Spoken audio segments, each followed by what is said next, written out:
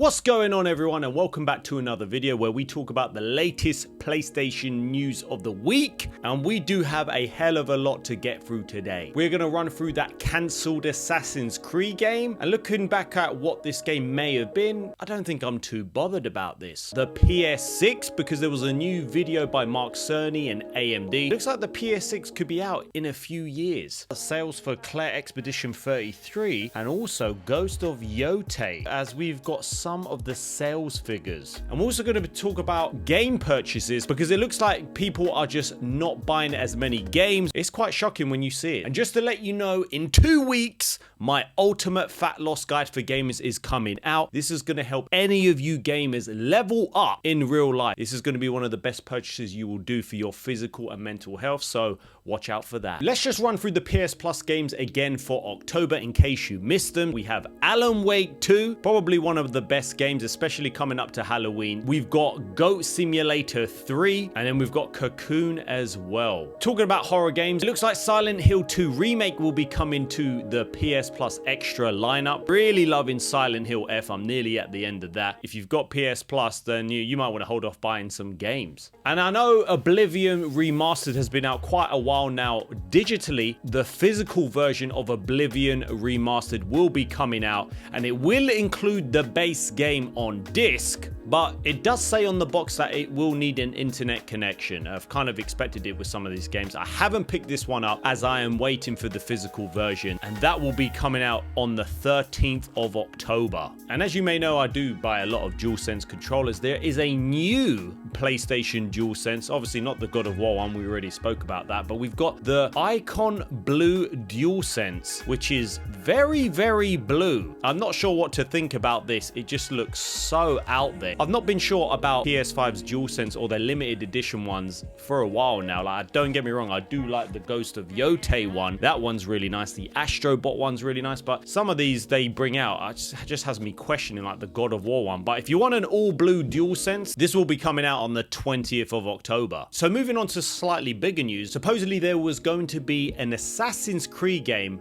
that was set after the Civil War, but this was cancelled due to the fear of controversy. Right. This was going to be set during and after the American Civil War, and more specifically, this was going to take place as late as the 1870s. Supposedly, you would play as a featured black male protagonist, a former slave from the south of the country. The story would see the lead return there to continue his fight against injustice, and there's even a mention of the Ku Klux Klan. However, sources say that the Ubisoft management deemed the project to be too controversial, or at least potentially controversial. They go on to talk about the political tension in the US. They bring up the reveal of Yasuke, obviously from Assassin's Creed Shadows. The sources were left frustrated with the cancellation, suggesting that Ubisoft had given into the fear of controversy. Yves Guillemot said in 2024, September, "Our goal is not to push any specific agenda, and that is intent simply to make games for fans and players that everyone can enjoy." Don't get me wrong, that story does sound interesting, but I take it back to where games have gone lately, especially with Ubisoft. I'm actually glad it's cancelled because I believe that the main motivation to make that game wasn't this is going to be a very interesting story, this is going to be fun for the fans, they're going to love the experience. This is literally to push an agenda. Don't get me wrong, it sounds interesting, but remember, some of these companies, especially like Ubisoft, they're not really there for the gamers. Assassin's Creed Shadows, I thought it was just a parody, to be honest. It was so funny. Yes, I played through some of the game, I've done a review on it, but it was just so comical that you did get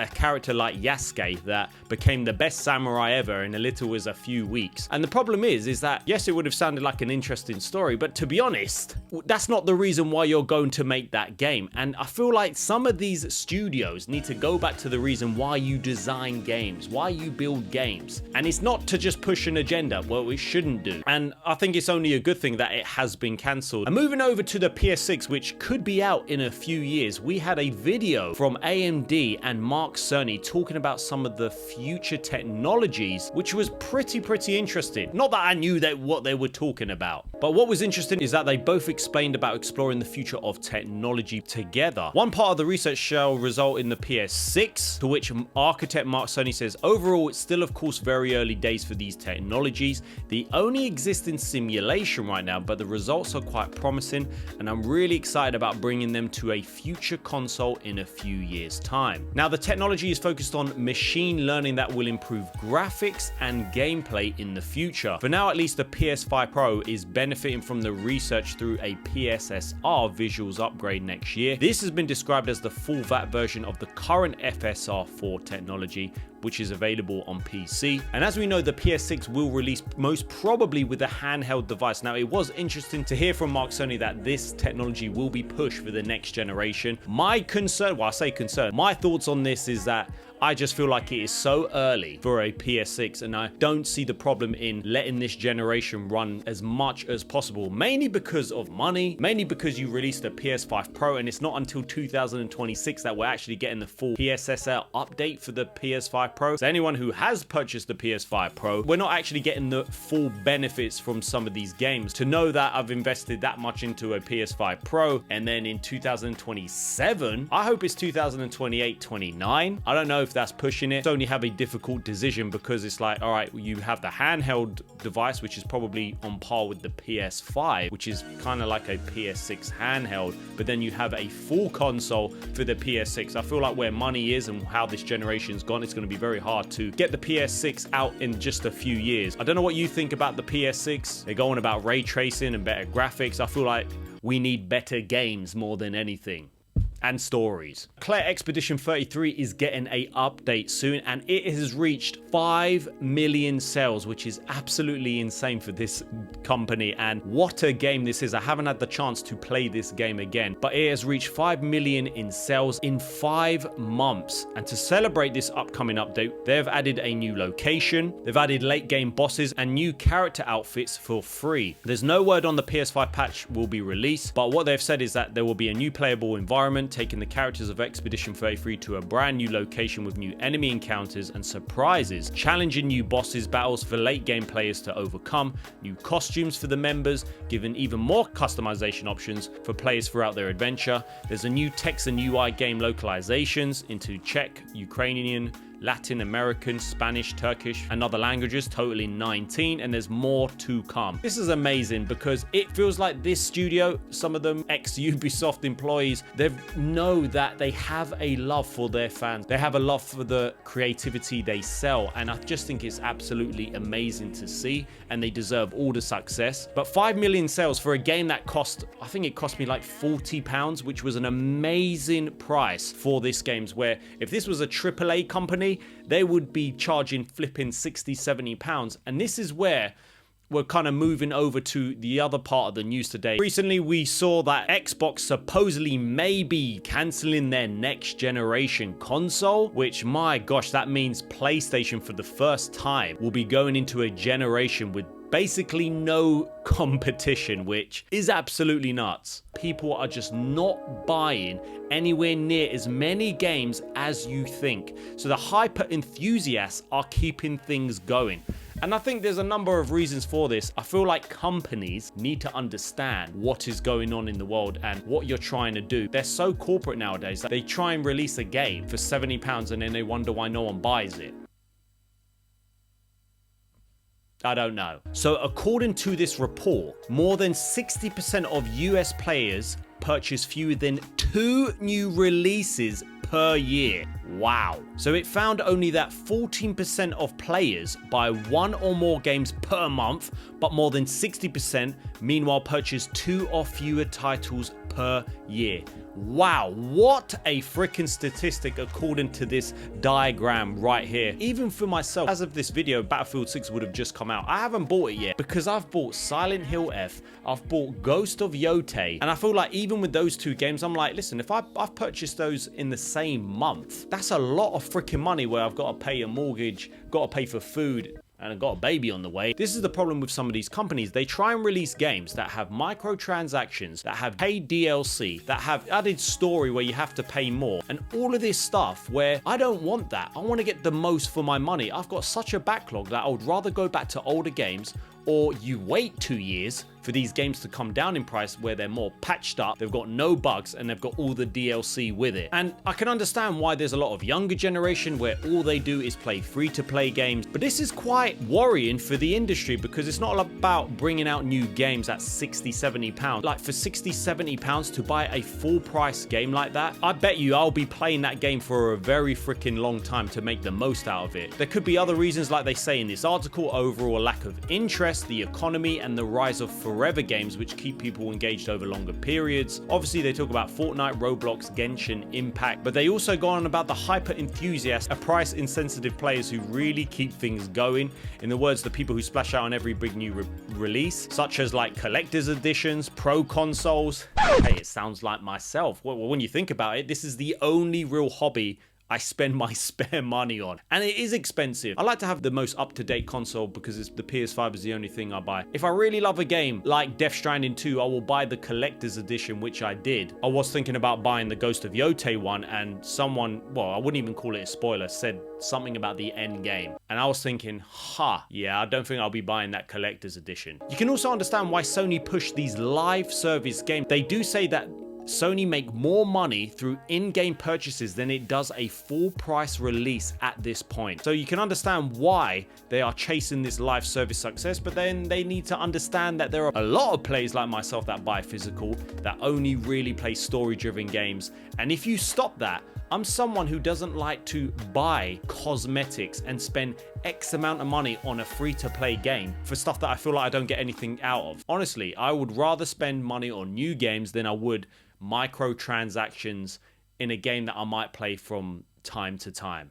It just doesn't make sense to me. I'm enjoying Ghost of Yotei. Someone did say a kind of spoiler at the end. I'm like, is that true? That sounds so out of the ordinary. Obviously, my video I did the other day is a first impressions. I know I had a comment, someone saying that, yeah, I sold my soul. I don't know why, because I'm like, mate, it's a first impressions of the game. I will review the game. And if there's anything I don't like, I'm sure there will be. I will make sure I put it in my review. But for now, the first 15 hours of the game, I've only killed one of the Yotei 6. And I'm really enjoying the game for what it is. Atsu, at the moment, as I've gone on, she's an okay character. I wouldn't say she's the best. Well, she happens to be the best out of nothing, which seems a bit weird. As you can see on the UK sales chart, so obviously this is the physical sales chart. It does say that it is #1. Obviously, I find this a bit weird because I'm thinking like, oh, it's beating EA Sports FC 26 and Super Mario Galaxy 1 and 2, even though that's an old game. How many people who play FC 26 or FC FIFA, whatever you want to damn call it,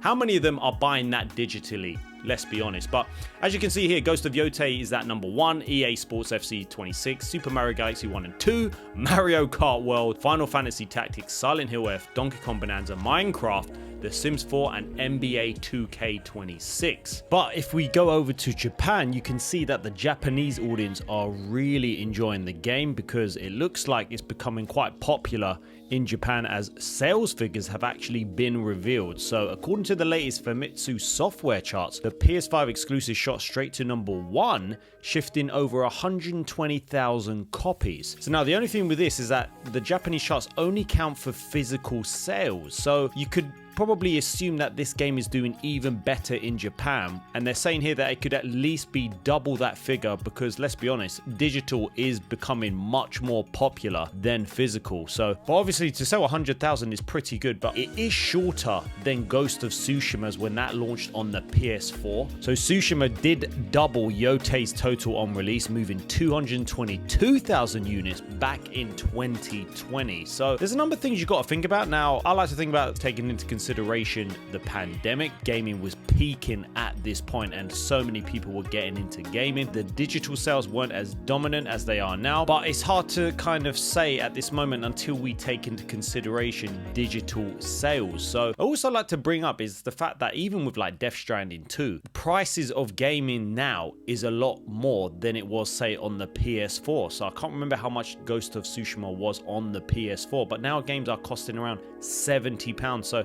Personally, I feel like nearly every sequel we've had, Horizon Forbidden West, God of War Ragnarok, Death Stranding 2, and now Ghost of Yotei, I feel like they have all done worse in sales than the first game. So I don't know what you think about these sales, but it seems to be quite popular in Japan. We're just gonna have to wait till we get an official number from maybe Sony or Sucker Punch. I don't even know if we will get a number from Sony or Sucker Punch about these sales numbers.